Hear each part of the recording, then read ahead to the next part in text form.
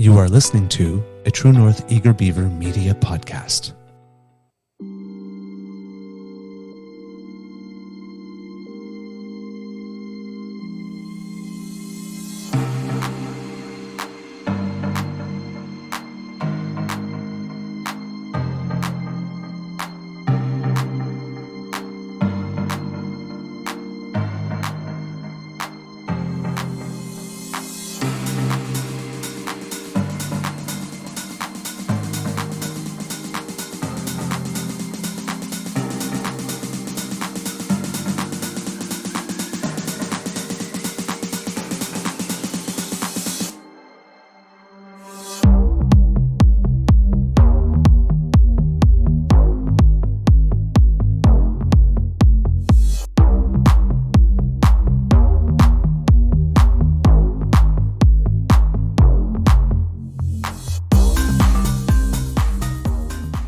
The True North Eager Beaver podcasts are proudly brought to you by our founding sponsors, the Miss V Mysteries from Corvid Moon Publishing, your source for science fiction, fantasy, and cozy mysteries featuring a broad diversity of characters. CanadianTarot.com, your uniquely Canadian online eclectic tarot community and forum, and the Pepper Master, hot pepper sauces made from fresh farm ingredients to thrill your taste buds and expand your mind.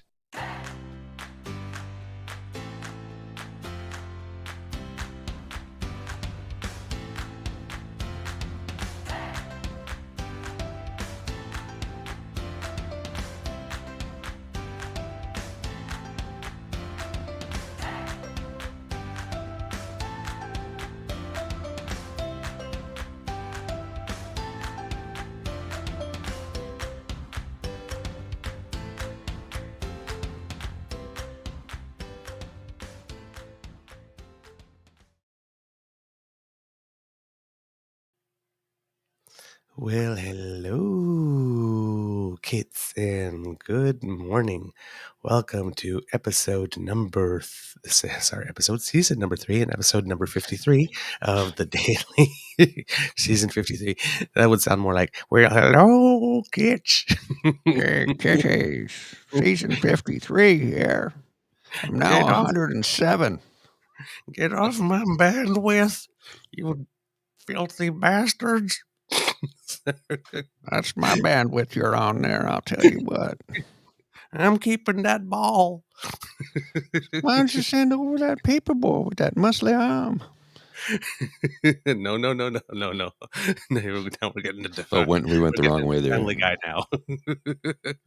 Welcome to season 3 and episode number 53 of the Daily Beaver here on the Crier Media Network. Today, recording day, is Wednesday, February 8th.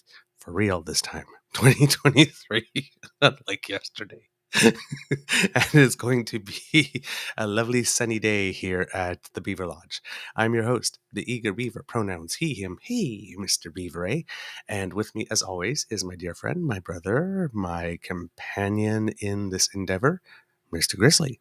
Of course, a big thank you goes to our podcast's founding sponsors, the Pepper Master, the Miss V Mysteries from Corvid Moon Publishing, and CanadianTarot.com. Don't know how much time we have this morning, Mr. Grizzly. Usually Wednesdays are a short one. But yeah, I could go to close to 45 minutes. All right. But first, we say hello to you. Hello, Mr. Grizzly. Good morning, and how's your mental health today? Good morning, Mr. Beaver. Mental health this morning is good. Especially considering lack of a certain liquid stimulant. This is orange pico. It ain't coffee. It ain't the same. Yeah, I'm good. Although I had a weird episode yesterday in a meeting. I just in a meeting. Yeah, I was in a meeting yesterday afternoon, and the mind went to a dark place. Very dark place. Like very dark place. Self-harm dark place. And I'm like, what? Sitting there in the meeting, and I'm like, what the hell is going on? So I just looked down at my screen and you know, I'm responding to messages and things like that. And I'm like, in my head, I'm like, why is this happening now? I don't get it. So I have a doctor's appointment today at 1:30. So, you know, we'll discuss that. I'm glad. Yeah, it's just weird. It's right out of nowhere. I don't know why. I have no idea. It's just the way the brain works. I can't explain it. Yeah. You know? But something came knocking, and you're taking the call. So Yeah. good for you. Good for you. Good. Well done. But and so the mood today, mental health today, seems relatively okay, even despite coffee. No Yeah, coffee. yeah. The lack of coffee, I'm feeling, pretty good, pretty good. Well, it's +1 right now, so I'm not Yes. wearing a sweater for the first time in weeks. Yes. Yes. Indeed. But Good morning, I'm Kit Linda. cuffed up. Ooh la la! Something special? No, when I wear a shirt of this style, I only wear French cuffs. So Okay. Well, there you go. Good morning, Kit Linda M. Good morning, Kit. What you can do? So nice to see you again. Good morning, Kit Saucy. Good morning, Kit Elaine. Good morning, Kit Lazy Sunday with Wade and Doe. Good morning, Kit Hugh. You lovable, lovable, lovable man, you. Good morning, Kit Elaine. I hope you are doing even better today than you were yesterday. So lovely to see all of you. Good morning, Kit Jillian. Lovely to see all of you kits this morning. Mr. Grizzly, you often have something to start us off with. Is that the case today? yeah, I got a couple of quick hits. So I don't know if anybody saw yesterday. There was a news report about this one fellow is protesting in front of a developer in Toronto because two of the homes he bought have gone up substantially in price. Or no, sorry, have gone down in price from the developer since he bought them. Okay. I think he spent $2.5 million on the two homes, and now they're selling them for $400,000 and $500,000 less, and he wants a refund. I'm like, Not the way the market works. not only that, it's like, dude, you spent $2.5 million on homes. They're rental properties. Don't really have a lot of sympathy for you. You know, I But was, that's that thing, right? It's like, well, gee, I went to the grocery store and I bought these eggs for $4.29, and then the very next day you put them on sale for $3.29. I would like that savings, please. yeah, it doesn't work that way. So to add to that, there's just Not homes. weird, and this was a story in the Toronto Star. So fuel to the fire. Here's the weirdness. A whopping 36% of the condos in Toronto are owned by investors, according to a new report. Toronto's headed in the direction of cities like New York City, London, and Shanghai, where the downtown becomes a commercial commodity that is rented out, one expert says. 1/3 of Toronto condos are owned by investors. So it's like I'm supposed to feel sympathy for a guy who spent $2.5 million on a couple of homes because the price has gone down. Real estate is a speculative market if you're doing it as an investment. That's how it goes. I Right. don't feel sorry for you. First off, you were able to mortgage $2.5 million. Right. So, I don't have sympathy for you. There's homeless people in your own city. What are you doing to help them? You spent $2.5 million on homes. No sympathy for you. So to change it up just a little bit, I looked up in the sky yesterday, and maybe this is why I had that moment of darkness. Maybe this is why, because I saw this on a T-shirt and I had to download this thing because goodness gracious me. This woman's T-shirt says, "The Earth is flat. Vaccines are for depopulation. The moon landing was faked. Chemtrails are geoengineering. Global warming is a hoax. Stand up against scientism." So I think my dark moment came after reading all of that. It's like I look up in the sky and just pray for the giant meteor. Scientism? Sorry. We have failed as a society. We're no longer a viable species. Send the meteor. Good God. What has happened to public education? End scientism. Like, how? Stand up against scientism. It's not a word. And nutritionism. Nutritionism. Let's just stop eating. We've already proven, like, centuries ago that the world is not flat. Centuries ago. The Romans proved it. Before Columbus sailed, the Romans proved it. Let's Before end Magellan hydration. sailed. Let's end hydratism too. Chug. Could we end baldism? I would like some hair, please. Let's end baldism. I'd like a full head of hair again. I, sh- Like, I, sh- I shouldn't be laughing because it's so sad. it's sad, but It's so well, the choice stupid. is laugh, cry, or get angry and dark. I got angry and dark. Like, good God, man. And scientism. Oh shit! You know what? You know Oh, what? Lord, creator, help me. I just don't know. But I'm looking for no meteor. I don't see anything in the sky. Oh If I man. do, you'll be the first to know, and I'll tell you to look up. Look up. Beam me This up, is where our Charlie. world is. Beam me up, Charlie. Charles Yeah, Darwin, yeah. I'm ready. Come get me. Oh yeah. Well, to add to that one, here's an addition to that. This will be my final one today. My grandma was vaccinated in 2021 and all of a sudden died of cardiac arrest last week at the age of 96. Other than high blood pressure, she was perfectly healthy. I begged her not to take the jab, but she was always so optimistic. This is going to start happening to everyone. I'm wondering, is that a parody? That person can't be serious, right? They can't be serious. Well, that's like Dina was suddenly. saying on the show when we're talking about Hazel McCallion. They're talking about dying suddenly. She's 101. She's 101. 96, she died suddenly. The body just quit, man. Gone too soon. My grandfather died suddenly when he lied down at 99 to take a nap and never woke up. Like, come on, people. I'm thinking this has got to be a parody, right? This person cannot be serious. But I like this one, right? Go ahead. Oh, I didn't bother to check her Twitter because I just looked at that and went, no, I'm out of here. I can't bother. I can't, because I'm worried that if I go down that road, it's not parody. It's going to be completely ridiculous gibberish. Okay. But there are some parody accounts that are so over the top. It's like, oh, it is parody. Yeah. Put it back up though. Okay. Put it back up. This is the part I love. I begged her not to take the jab, but she was always so optimistic. She made it to 96. I'd be optimistic too. This is going to start happening to everyone. Yes, in a nation where over 90% of in a nation where everyone dies. Yeah, we're all going to die. And over 90% of the nation has gotten a vaccine.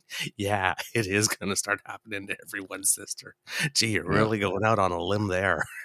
If I die suddenly in 45 years at the age of 99, make sure you tell everyone it was because I got a COVID vaccine, 45 years earlier.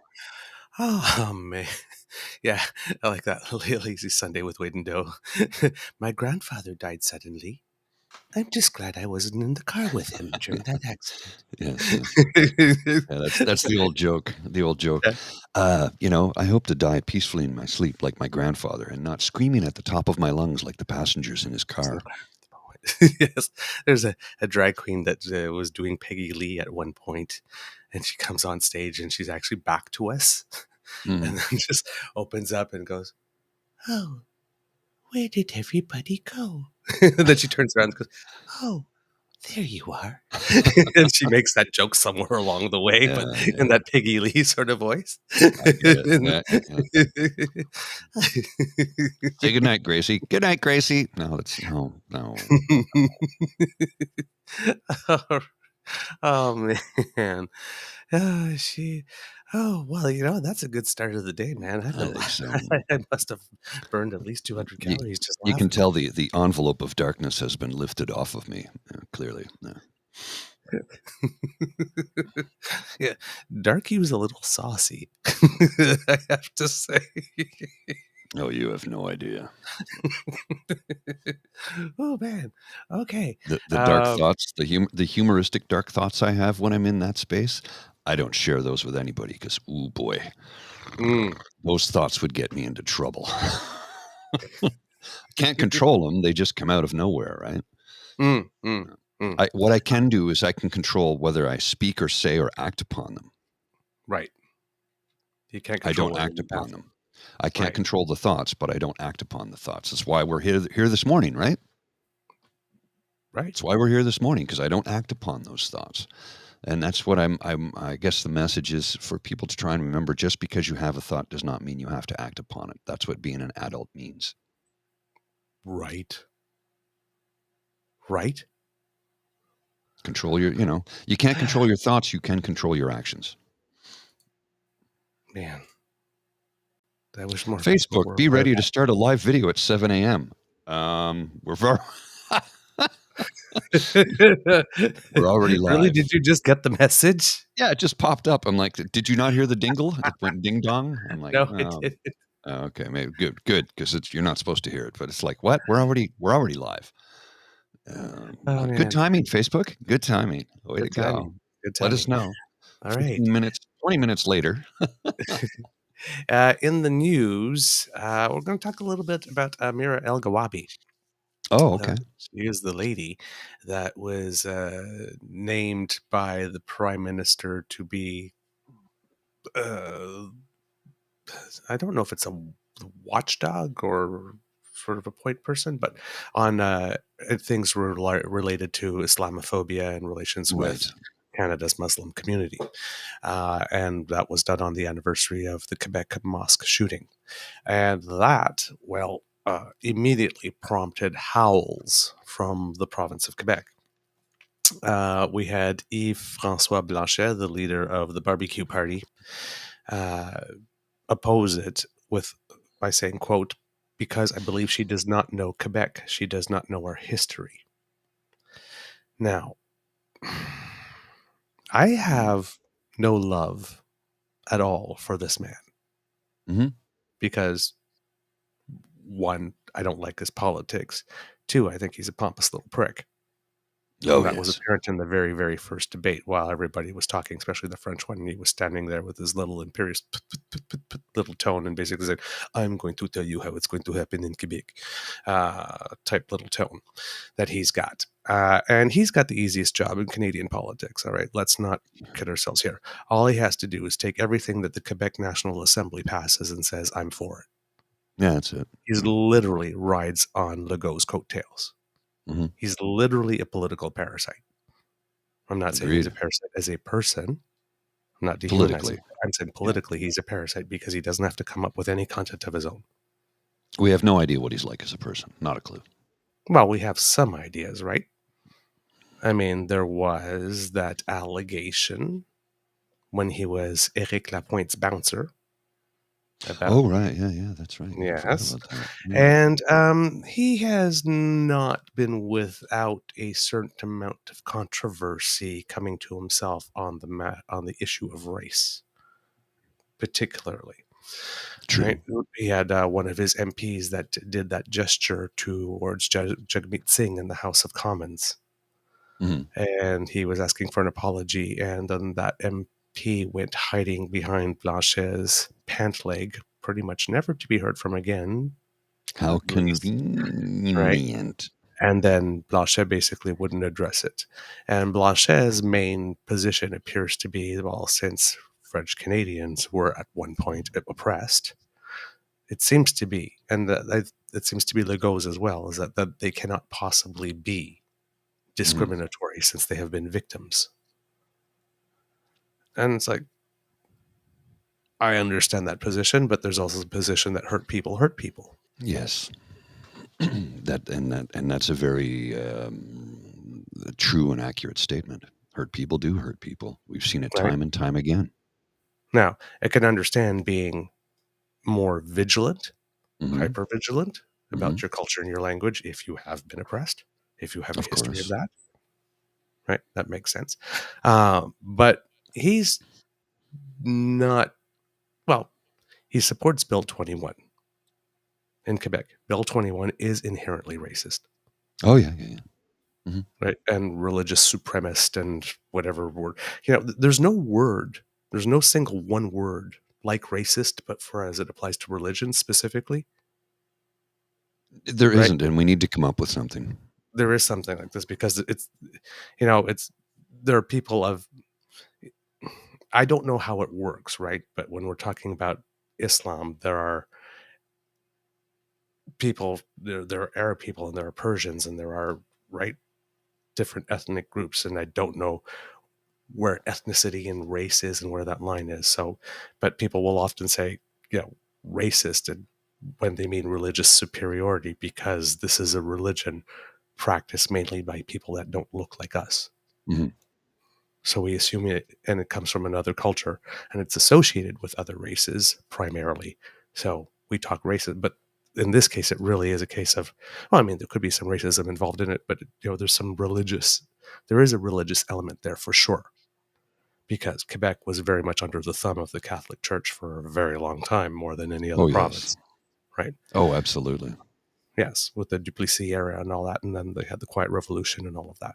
So it is more, right? It is a much more complicated situation. It does have nuances, and it's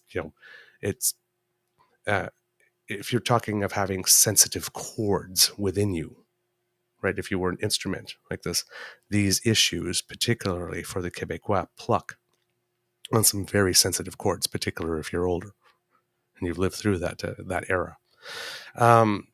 But Blanchet does things like, for example, in the name of academic freedom, saying that any word can be said in that context, including the N-word. Yeah, I don't think that's necessarily true. Right?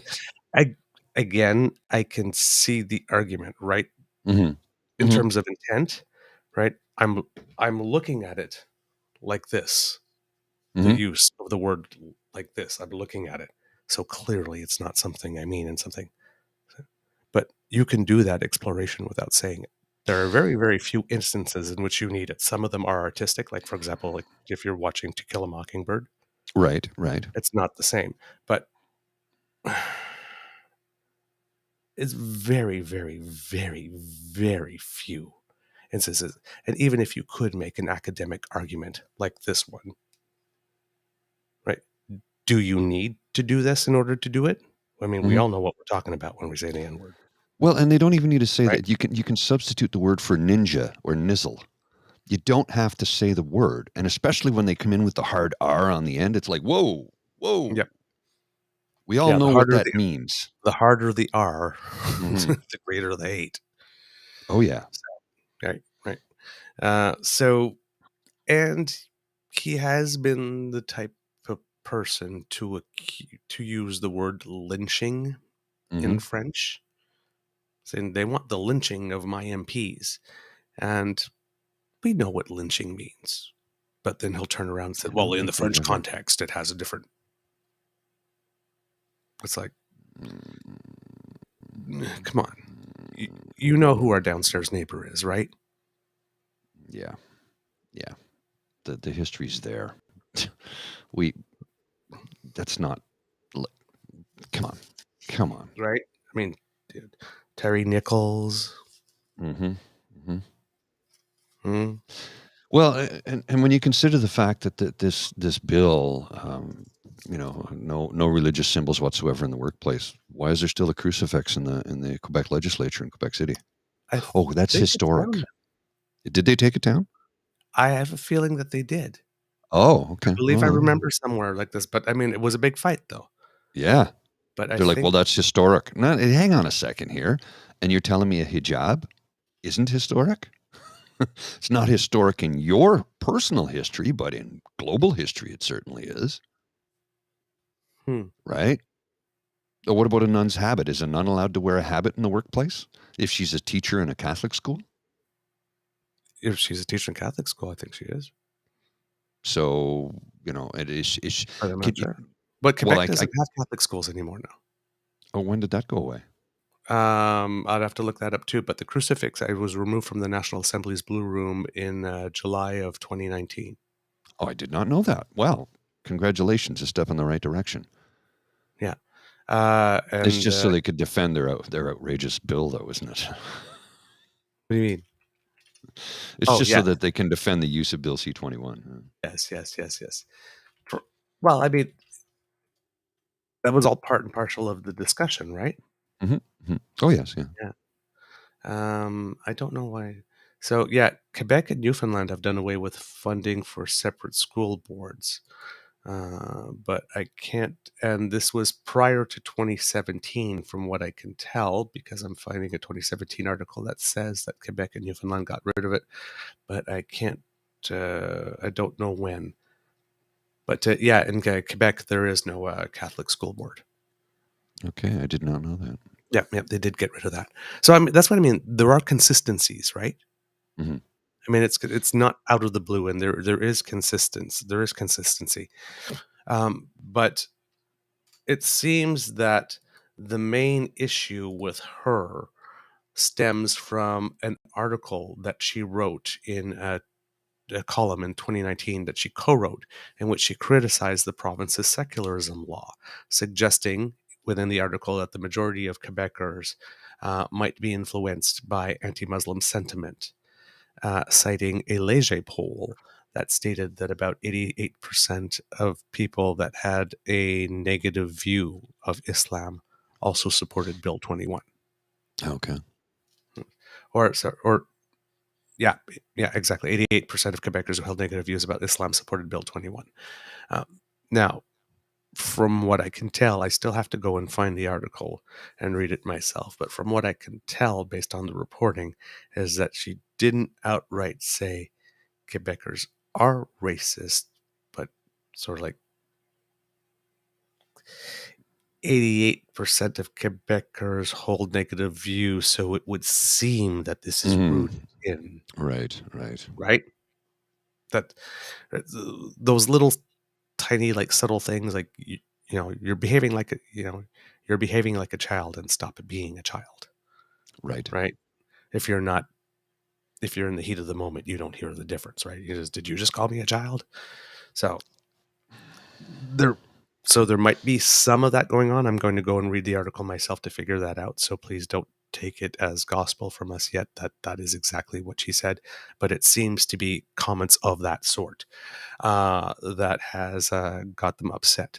Now I'm sitting here and I'm going, gee, I don't know about you, but looking from the outside, it doesn't really come as a shocker to me that the woman who's wearing a hijab was probably going to be against Bill 21. You think that's a surprise? Come on. I guess, I mean, that was the plot twist I was waiting for. Ooh, will she be for it? Will she be? Who knows? Ooh. I'm for this bill that will oppress me as a human being. What? Right? So they're upset that she was upset and dared to say it. Is about the best I can gather. It also seems, however, that there may not be just that, right? There seems that there might be another comment that she made where people were speaking of the oppression that Francophones did suffer at some point, and she may have dismissed that. Right, when we do the suffering contest, my suffering is more more suffering, more reverently. Because, well, of course, I've suffered more than you because you've been through it. It's your people, right? But yes, we've suffered more, right? That type of thing. And apparently, she said something like, "That assertion just makes me want to vomit." That's great. You're probably. So sorry. That one's yes, that's okay. That one's a little less. You can't really dance around that one. No. Yeah, as Kit Saucy says, it's comparative suffering. There you go. That's what I was looking for. Thank you. So the problem is that you have a situation in which you have, like I said, people like Blanchet going, somebody that says that Quebec is racist needs to know more about Quebec. And this is where he said something really stupid afterwards. There is no society in this whole continent which is more welcoming than Quebec. You can't do that. That's not how it works, bud. You can't do that. Yeah. You can't do that. He's clearly never been to the Maritimes or Newfoundland. Right? He's never been out west. Has But he been to again, Niagara Falls? Like it's you just can't make that Cuba, statement. Costa Rica, Yeah. they're part of North America. There's when people start doing that, right? Mm-hmm. There's nobody better at this than me. Only I can fix it. There's no place in the world more welcoming than where I am. There's nobody smarter. There's nobody who cares more about the people than me. There's nobody that Mm-hmm. trying too hard. Get down off the Trying too hard. cross. We need the wood. Trying too hard. Trying too hard. Like, you cannot pass a bill in which you say that certain people in your province are going to be singled out for special treatment for committing the cardinal sin of trying to live an authentic life. Mm-hmm. And you telling them that they don't have access to the same employment opportunities as everybody else while being forced to pay the same taxes as everyone else. It's And then discriminatory. say that you're the most welcoming society on an entire freaking continent. I'm sorry. Nope. Nope. Never the planes shall meet. He's clearly never been to Nolans. I'm just, That's like So- it's a ridiculous statement. But And again- he's making himself out to be the fool that he can be when he behaves in a manner such as this. but nobody should be surprised that the man who advocates for the academic freedom to use the N-word and accuses Yeah. people of wanting his white MPs to be lynched would be on this side of the argument. Right. But This we're is the par most for the welcoming. course. We right? welcome everyone. And there's nobody that hates being called more than a racist. Yeah. Yeah. That sets them off. Oh boy, does it ever. Does it ever? Well, and they have to remember that there is a subset of citizens in this country that believe that racism is the only symbol of racism, or the only reason you could be deemed racist is if you're burning a cross or wearing a white hood. And that's certainly a very large visual part of it. But it goes way deeper than that. Well, we don't hire people of that. That's racism. Yeah. That's racism. Well, we don't hire those people because we don't like the smell of their food when they cook it at lunchtime. That's racism. Well, we don't let those folks into the club because they always cause problems. That's racism. It's not always violent. It's not always screaming epithets in a person's face. It's actions as well as words. Exactly. And sometimes the words are subtle. It's a very thin veil, the dog whistling, right? Right. So you even got people like Thomas Mulcair, who's never met a bad take he wouldn't take. Yeah. But actually, he too saying something like wrong appointment, wrong appointee. Right. Now, Fareed Khan, who's the chair of Canadians and United Against Hate, came out and said, I don't think it would have mattered who was the person they had appointed to that position. Any candidate who was up for that role has strong views about Bill 21, about defending the rights of Muslims and Jews and Sikhs and other religious minorities in the province. The logic is unassailable there. Anybody who would be taking that job would probably be against Bill 21 and would probably be calling Quebec out on it. And since Quebec seems to be, this particular government in Quebec seems to be particularly sensitive about being called out on that and still keeps on denying the existence of systemic racism while they're doing it. So the Prime Minister has pointed to Quebec's history and comments with organized religion as, terrain for the divide, and stated specifically, quote, and that comes with a certain perspective of what secularism is and the time. Well, okay, I completely screwed up taking down the note on that one. That happens. Wow, sometimes I type too fast, kids. But basically, it comes with a certain perspective of what secularism is, and at the time and in the region that informs what modern Quebec is, and the Quebecers are not racist. So Again, that's something the Prime Minister has to say, because Mhm. it's also primarily true. But this particular government is, as a matter of strategy in order to remain in power, constantly plucking at the ethno-nationalism button, plucking at that string. So whether it's through things like Bill 21 or language laws or immigration policy with Roxham Road, saying that they can't take any more because, more immigration is going to dilute French. But it always comes back to language and culture. They always find a way to bring the argument back to language and culture. And by yes. doing that, Mr. Legault keeps 50 to 60% of the province on side. Mm-hmm. And anything, while he's still wildly popular, anything that the federal government would say of any stripe, and this is the real politic of the situation, would then be viewed as an attack on Quebec, and then it gives ground for the government of Quebec to then, have an enemy to fight and then remain in power. Right? It's all about constructing political enemies. That's the game. Yeah, that's what it is, right? Yeah.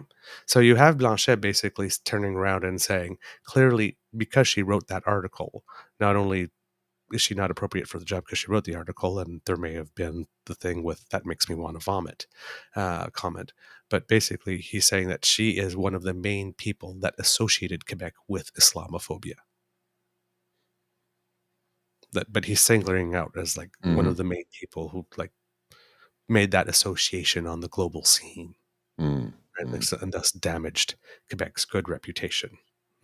So when you appoint someone to address the very specific and very touchy issue of Islamophobia, you need, as far as I'm concerned, to appoint someone who will unite people, says Blanchet.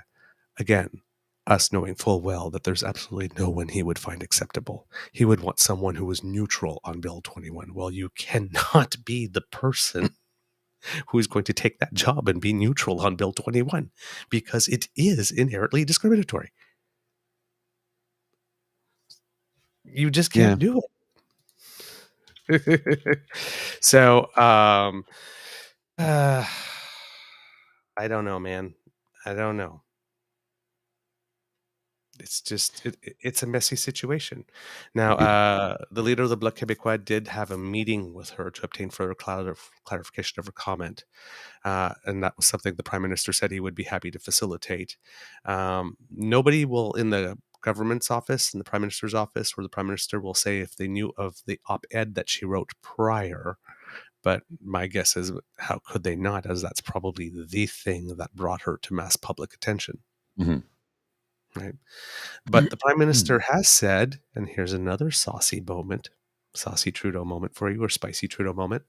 The Prime Minister has stated that had he known of the remarks, he still would have wanted to see her appointed to the job.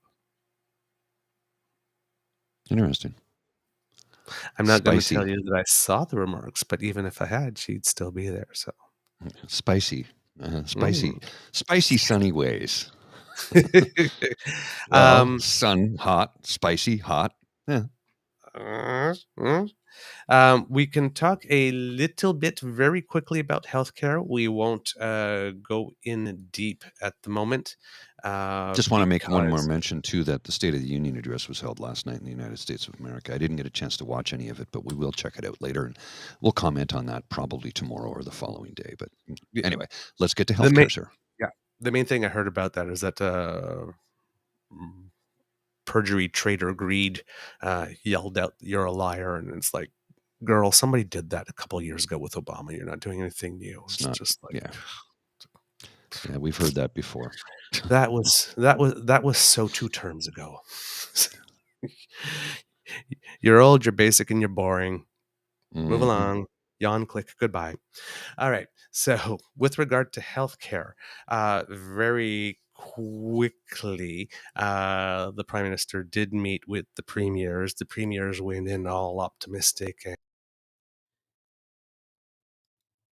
Oh, did we lose? Yeah, we lost Mr. Beaver for a sec. His signals dropped off to nothing. Very strange how that happens sometimes. We're about to discuss the federal healthcare funding formula that Prime Minister Trudeau has put together for the provinces. And as it looks, from what I understand, it's, what is it? Let's see here. Let me just check. It's $196 billion over the next decade, with a $46 billion increase in new funding over that same time period. So this is what we call big dollars to be spent. Now, hopefully there are serious strings attached to this. I don't know if that is the case. I would have to assume that it is. Time will tell, but it looks like we're going to get some serious money poured into healthcare, from the federal government, provincial healthcare, of course. And it's like an immediate national and unconditional $2 billion top up to the Canada Health Transfer to address urgent pressures being experienced at pediatric hospitals, emergency rooms, and surgical centers. So that means here's $2 billion immediately. Do what you will with it. It's supposed to be spent on healthcare, which means, old Dougie's going to find a way to fund that new highway. I'm speculating that's what's going to happen. I don't know that that's actually the case. I'm just speculating, but it's probably what he would do because, that's kind of who Dougie is. We've got, $25 billion over 10 years for decade-long bilateral deals with each province and territory tailored to their healthcare needs, but connected to shared priorities such as family health access, investing in mental health and substance abuse services, and modernizing the health information system. Now, that's an important feature, is modernizing the health information system, because it is a little behind the times. You need to use a floppy disk, and it's in DOS to boot it up. I'm exaggerating a little bit. It does need to be modernized, though. Looks like Mr. Beaver is back. Let's bring him on in. There you go, sir. Your signal just disintegrated and you froze and disappeared, but you're back. Are you back? Everything completely froze up. And everything just completely froze up, and I had reboot. Yeah, your signal's awful weak for some reason. Yeah. Yeah, there's your still network some things connection is loading a up, 4 out of 10. unfortunately, which is Oh, okay. So it's eating your processor in the process. yeah. There we go. That should be better now. Yeah, quite a bit better now. Yeah, I was just discussing the monies being poured into the system over the next decade, and the immediate national unconditional $2 billion top up to the Canada Health Transfer right away. So unconditional, Right. like here's $2 billion. Yeah. Like, to help, wow. well, unconditional. It's to help with surgical backlogs in overcrowded emergency rooms specifically. Mm-hmm. But yes, I mean the CHT transfers just go into general revenues, so for the provinces. So after that, they can do with what they want, and there is no promise that they will actually spend it on that. So about half should get spent on what it's intended to. Well, I just said, good old Dougie will probably figure out a way to build a highway with it. Well, exactly. But yeah, the premiers basically went in optimistic and as predicted, because this always happens every time. Then the premiers we didn't get what we wanted. We wanted more. Yes, and I don't. And here's the thing, right? It's like I don't understand how this is like we call this negotiation. It's not a negotiation, right? Because it's the premiers coming to the table, and there's been no table to come to for the longest time because Harper didn't have one. It's saying we want this, and then the federal government says yes or no, and like if the federal government dares ask, and what are you going to give us for it in return? Well, how dare you? We want a substantial increase of money, and we want no strings attached. Legault said that going into the meeting yesterday. So you're not going to get that, honey. It doesn't work that way, because we know you'll squander it. You won't spend it on healthcare. You'll squander it. But Dougie, I saw a quote from Dougie, and I tweeted him like, well, Doug, he goes, we're going to get this money. I'm like, but Doug, you cut $980 million from the healthcare budget last year. Mm-hmm. You refused to give a raise to healthcare workers. So, put the billion back, 980 million, 20 million, 980 million, let's be specific. He cut from the budget. So why don't you put that back, give a raise to healthcare workers, support workers, because it's not frontline. It's not the doctors and nurses. It's everybody else who works in the system. Give them a proper raise, and then you can ask for more money to help fund things. But you keep cutting and cutting and cutting and say, we need more money. Well, hang on a second now. hang on a second here. That's not how it works. And he's also missing $4.4 billion in federal COVID funds. Where's that money? Mm-hmm. Yeah. Where's the money, Doug? Where's the money? Where's the money, Doug? Where's the money? How much did you lose, Doug? How much? Just a number, please. How much? Just a number. Yeah. So basically, I do not understand when you're watching the news and we're hearing all this framing where the newscasters are talking about, and now we wait to see if the provinces accept the federal government's offer. It's like, this is not a negotiation where the federal government tells you what's on the table and you take it or you leave it. That's it. Or you work to try to get a little more. Well, that's it. I mean, this is not a negotiation because they're not willing to offer anything in return. The federal government, they just said, wah, like we said, like 13 little chicks in a nest going, yeah, feed me, feed me, feed me. And then they go, oh, wait, it wasn't enough. It was like, this is not a negotiation. Not in the classic sense, not like when you're like negotiating a pay raise or whatnot, like this. Okay, I'm going to get a little of this and you're going to do a little bit more of that, or you're like, this is just literally we want, and we're not going to do anything for it, and don't expect anything for it, and don't ask us anything, but we want. Oh, it wasn't what we wanted. It's not enough. We won't accept your offer. No. Right. It is what it is, man. Take it or leave it.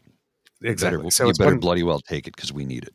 Yeah. So it's $196 billion of additional cash over the next decade. Only about $46 billion of that is new money. So basically $150 billion is what would have been going anyway under existing agreements, and $46 billion. And most of that will be going to the provinces under bilateral agreements that the Prime Minister is going to make with them. That seems to be the intent. So it appears that the Prime Minister really is going to be trying to get everything that he wants, because while there will be annual increase to the Canada Health Transfer, and with that there'll be no strings attached, because there's no way they're going to be able to put attached strings on that money, but they'll be able to put strings on new money. And it looks like he's only really willing to let go any new money within bilateral agreements. So there you go. He's been very, very clever. So it's the CPP top up, climate change, all that. I've got a pool of money for you here. Take childcare. If you want it, come in. And provinces like Nova Scotia, why not, seem very, very eager to take it, and other ones will probably drag their heels a little bit, and then we'll get pressure from the people from the province. Why aren't you taking the money? And then they will sign on to the conditions, kicking and screaming, but they will. So it's a strategy that's worked before, and it seems like it's going to work again. Well, that's just a quick version. We'll have more clearly for you. We'll wade into the weeds on that one on Friday when we have a lot more time. Exactly. Well, Mr. Grizzly, I think we have a show. We do. I have to go. So let's wrap this baby up so I can get into the office and take care of some business and earn enough money to purchase coffee for tomorrow. Right. Well, kids, that's the end of this episode of the Daily Beaver podcast. We hope you love listening to us because we loved making this for you. Good morning, Kit Baby. I didn't see you earlier when you came in. Remember that sharing is caring and word of mouth is priceless. So please let your peeps know about us. You are really cool people, and I'm sure that you know how to influence a lot of people. So let them know that we exist. And you have been doing a very good job of that, because we made it back onto the charts again yesterday. Thank you. Our first time as a daily. So we are at 123 out of 250 on the Apple charts. So that was very nice of you, kids. Thank you so much. We're on our way. Pardon? We're on our way. We're on our way. Because democracy is something that you do, we are going to keep with Kit Linda M's suggestion, because it is not yet the 10th. You have up until the 10th to participate in federal budget consultations, or probably even provincial ones in the province where you are, to let them know what your priorities are. So please take the time to do that. I would really appreciate that. If you really like this podcast, you can find us on the Crier Media Network, as well as all Beaver Grizzly friendly platforms. Stars and reviews are appreciated, so please be generous. We would appreciate that.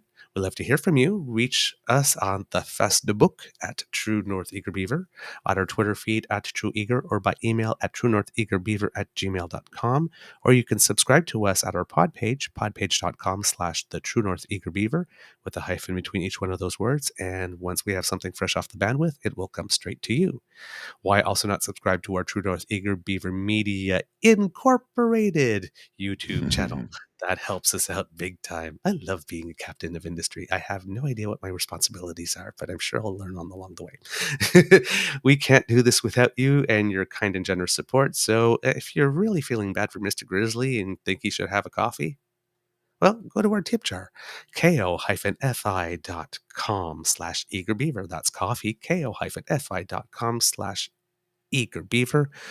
Buy a grizzly a cup of coffee. Look at the guy. Look at the guy.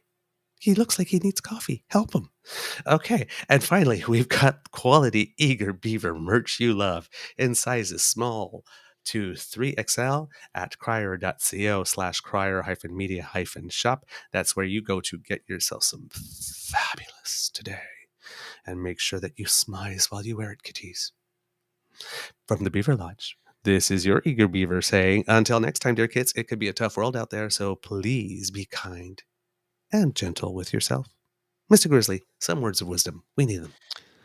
Fill your belly if you're hungry, because I'm starving right now. And my brain, when food not in belly, brain not work good, mouth not speak well. Ah, okay. Yeah, I got to eat breakfast before I get into the office or I'll be an idiot. Time go now, kitties. Hello, Mel. Nice to see you. Pop in. All right. You take care.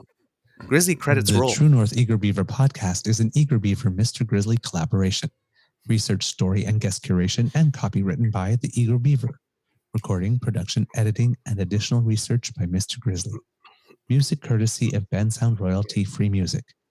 Once again, thank you to our founding sponsors, the Peppermaster, the Miss Fee Mysteries from Corvid Moon Publishing and CanadianTarot.com. And thank you to Pete Jarvis for our artwork. We love it. Kids, we'll talk to you real soon. Bye. Take care. See ya. Bye-bye, kitties.